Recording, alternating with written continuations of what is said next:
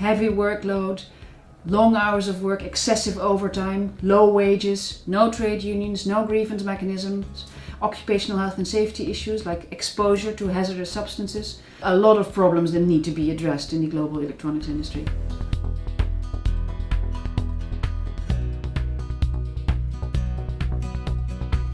The EICC is a potentially important industry body of brands and electronics manufacturers.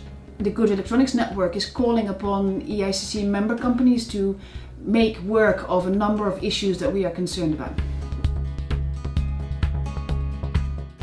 Our students and consumers more generally, and even large consumers like the public sector buyers of electronics, are very concerned that they have no transparency in the supply chain. The EICC could encourage their members to be open to the idea of disclosing factory locations, names of factories, that consumers are able to know precisely where their electronics are being manufactured and in what conditions.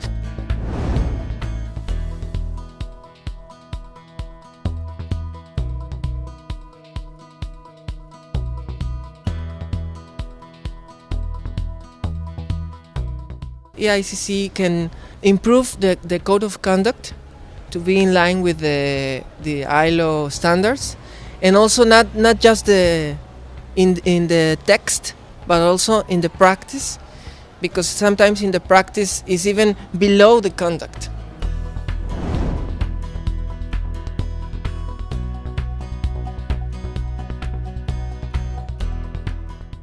The main problem with the EICC Code of Conduct is that it doesn't represent the fundamental labour rights to join a trade union. Because the workers are afraid of getting in trouble and getting dismissed by the companies if they raise their voice.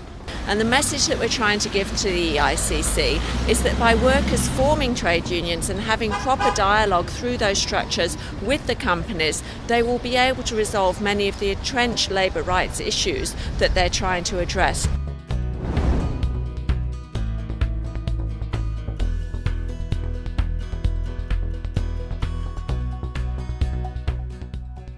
I think in most cases there are no ways of knowing if companies are not abiding to the code of conduct. And this could be done if the EICC had a complaint mechanism. So then civil society organizations, as well as workers, as well as communities, could access this grievance mechanism towards the EICC to complain about the not working of the code of conduct. And there also needs to be enough opportunity for workers themselves to organise and raise their own issues and grievances directly.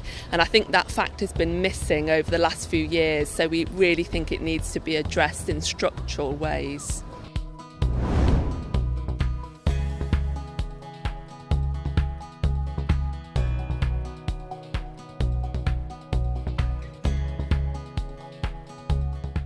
Good Electronics wants EICC to engage more and more directly and on a structural basis with stakeholders from civil society, trade unions in the first place, labour groups from production countries, NGOs, environmental groups and others.